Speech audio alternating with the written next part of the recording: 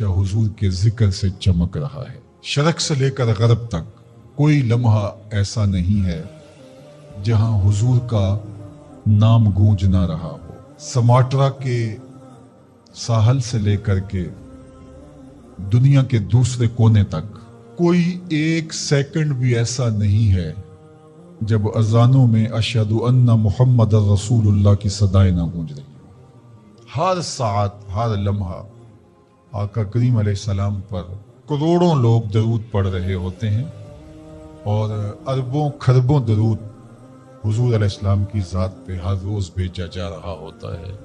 یہ حضور کی عظمتوں کے پھریرے ہیں جن کو لہرانے کا ذمہ میرے رب نے اپنے ذمہ کرم پہ لیا ہوا ہے۔ وَلَلْآخِرَةُ خَيْرٌ لَكَ مِنَ الْأُولَى، ہر آنے والی گھڑی گزرے ہوئے لمحے سے آپ کے لیے بہتر ہی ہوگی۔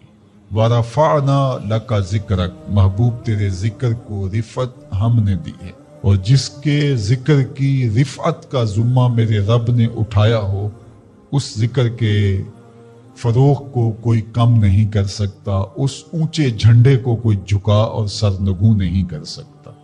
70,000 فرشتے صبح کو، 70,000 فرشتے شام کو حضور کے روضہ اقدس پہ سلامی دینے کے لیے آتے ہیں۔ فرشتوں کا ہجوم اور آقا کریم علیہ السلام کے روضے کے اوپر انسانوں کا انبوہ، عقیدت کے سانچے میں ڈھلے ہوئے لوگ گزرتے ہوئے سلام پیش کرتے ہیں، درود پڑھتے ہوئے جاتے ہیں، عقیدتوں کا اظہار کرتے ہیں۔ کائنات میں جس طرح ہر لمحہ اذان ہو رہی ہوتی ہے، ہر لمحہ نماز پڑھی جا رہی ہوتی ہے۔ یہاں سے کسی کا 10 منٹ کا فرق ہوگا، کسی کا آدھے گھنٹے کا فرق ہوگا، کسی کا 1 گھنٹے کا فرق ہوگا، کسی کا 2 گھنٹے کا فرق ہوگا، پیچھے چلے جائیں کوئی 1 گھنٹہ پیچھے، کوئی 1.5 گھنٹہ پیچھے۔ تو اس طرح کائنات کے کونے سے لے کر دوسرے کونے تک کوئی ایک لمحہ، ایک ساتھ، ایک سیکنڈ بھی ایسا نہیں ہے جس وقت نماز نہ پڑھی جا رہی ہو، اور ہر نماز میں پڑھا جا رہا ہے السلام علیکہ ایھا النبی ورحمۃ اللہ وبرکاتہ۔ ہر آن، ہر ساعت، ہر لمحہ ان کی عظمتوں کے زمزمے ہیں اور ان کی رفعتوں کے قصیدے ہیں جو پڑھے جا رہے ہیں۔ اللہ اکبر، یہ شان ہے اللہ نے اپنے محبوب کو عطا فرمائی۔ لا یؤمن احدکم حتی اکون احب الیہ من والدہ وولدہ والناس اجمعین، تم میں اتنی دیر تک کوئی شخص کامل مومن نہیں ہو سکتا جب تک اپنے ماں باپ سے، اپنے رشتہ داروں سے، اپنے عزیزوں سے، کائنات کے ہر فرد سے جب تک میرے سے زیادہ پیار نہیں کرتا ہے۔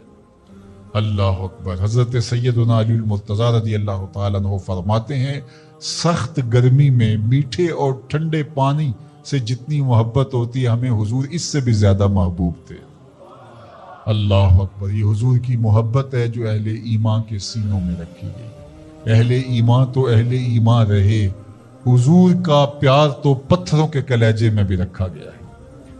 فرمایا کہ احد جبل یحبنا ونحبہ، احد پہاڑ ہے جو ہم سے پیار کرتا ہے، ہم اس سے پیار کرتے ہیں، تو کائنات ان سے محبت کرتی ہے۔ اللہ اکبر۔ سیدنا علی المرتضیٰ رضی اللہ تعالیٰ عنہ فرماتے ہیں، میں مکے کے اس پتھر کو آج بھی جانتا ہوں، بعثت سے قبل جب حضور گزرتے تھے تو وہ حضور کو سلام کیا کرتا تھا۔ درخت سلامیاں پیش کرنے لگے، پتھر کلمے پڑھیں، شمس و قمر اشارے پہ گھومیں اور گردش کریں، کبھی چاند جھک کے سلامی دے، کبھی سورج پلٹ کے اثر کے وقت پہ آئے، کبھی جانور حضور کو دیکھ کر کے کلمے پڑھیں، حضور کا ذکر خطبوں میں، نمازوں میں، اذانوں میں، تو کون ان کی عظمت کو گھٹا سکتا ہے؟ کون ان کی رفعت کو کم کر سکتا ہے؟ یہ اپنے خوب سے باطن کا اظہار تو کر سکتے ہیں، لیکن ان کی عظمت کے پھریرے جن کو رب نے محمد بنایا صلی اللہ، محمد کون ہوتا ہے؟ الذی یحمد حمدا بعد حمد، جس کی تعریف کی جائے جی پھر بھی نہ بھرے، پھر تعریف کی جائے۔ ابھی تشنگی باقی ہے، ورق تمام ہوا اور مدح باقی ہے، پھر تعریف کی جائے۔ قلم ٹوٹ جائیں تعریف ختم نہ ہو، روشنائی سوکھ جائے تعریف ختم نہ ہو، کاغذ ختم ہو جائیں تعریف ختم نہ ہو، عمریں لد جائیں تعریف ختم نہ ہو، تعریف کی اپنی تعریف ختم ہو جائے، محمد وہ ہوتا ہے جس کی تعریف ختم ہو۔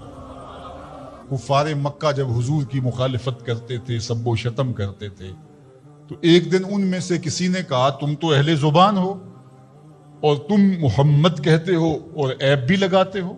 یہ بات کوئی اجمی کرے تو سمجھ میں آتی ہے، لیکن تم تو عرب ہو اور تمہیں پتا ہے لفظ محمد کا معنی کیا ہے، پھر بھی تم تنقید کرتے ہو.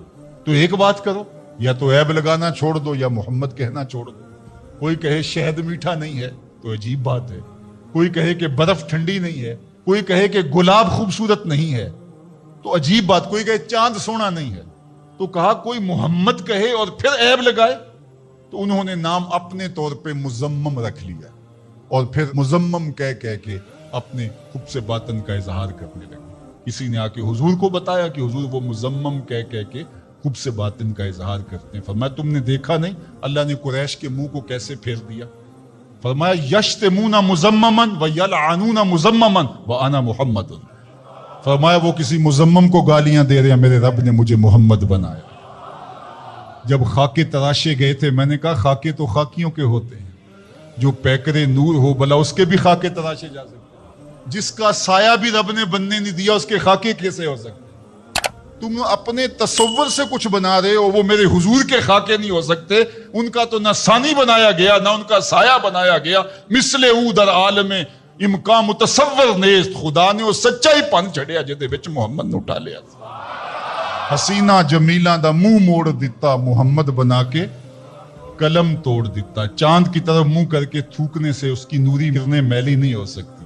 مدینے کا چاند کل بھی روشن تھا، مدینے کا چاند آج بھی روشن اور رہے گا یوں ہی ان کا چرچا رہے گا. پڑے خاک ہو جائیں جل جانے والے، ان کا نام و نشان بھی نہیں رہے گا، لیکن میرے حضور کے نام کے پھریرے کائنات میں لہراتے رہیں گے. فیصد سچے ہیں اللہ کے وعدے، اور اس کا وعدہ ہے وَأَنْتُمُ الْعَالَوْنَ إِن كُنْتُم مُؤْمِنِينَ. تم مومن بن کے دکھاؤ، عزت کا تاج تمہارے سر پہ رکھوں گا.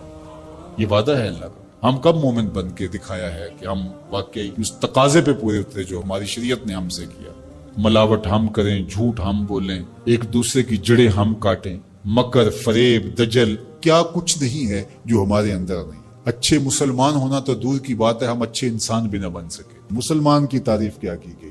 المسلم من سلم المسلمون من لسانہ و یدہ. جس کی زبان سے اور جس کے ہاتھ سے دوسرا مسلمان محفوظ ہے وہ مسلمان ہے. اور ہم دیکھیں کہ جہاں ہمارا بس چلے تو ہم کاٹ کے نہیں رکھ دیتے. ہم کیسے مسلمان؟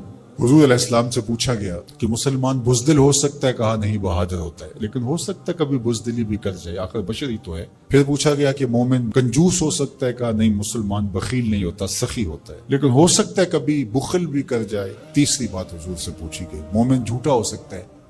حضور فرمایا جھوٹا نہیں ہو سکتا. یہ طے شدہ بات ہے، یہ پکی اور دو ٹوک اور سیدھی بات ہے کہ مومن ہو اور جھوٹا ہو یہ نہیں ہو سکتا. اب ذرا میں اور آپ اپنے اندر اتر کے دیکھیں. آج بہانے بنائے. تاجر کہتا ہے جھوٹ نہ بولے تو سودا ہی نہیں بکتا. یہ جاپان بیچ رہا ہے بغیر جھوٹ کے، تم کیوں نہیں بیچ سکتے؟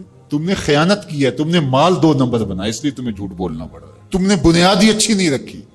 پوری دنیا کے سودے سچ بول کے بک رہے ہیں، تمہیں جھوٹ کیوں بولنا پڑتا ہے؟ تو جو جہاں بیٹھا ہے وہ لوٹنے بیٹھا ہے. جب میں کہتا ہوں الہی میرا احوال دیکھ، حکم ہوتا ہے اپنا نامہ اعمال دیکھ. اگر کافر آج دنیاوی شان و شوکت حاصل کر گئے تو دیکھو کہ انہوں نے محنت کی، اور تم جب ہاتھ پہ ہاتھ دھر کے بیٹھ جاؤ گے تو پھر اللہ کا ضابطہ یہ نہیں ہے کہ وہ محنت کرنے والوں کو محروم رکھے اور نکموں کو نواز دے. تنے مردہ سے بیزار ہے حق، تنے مردہ سے بیزار ہے حق، خدائے زندہ زندوں کا خدا ہے.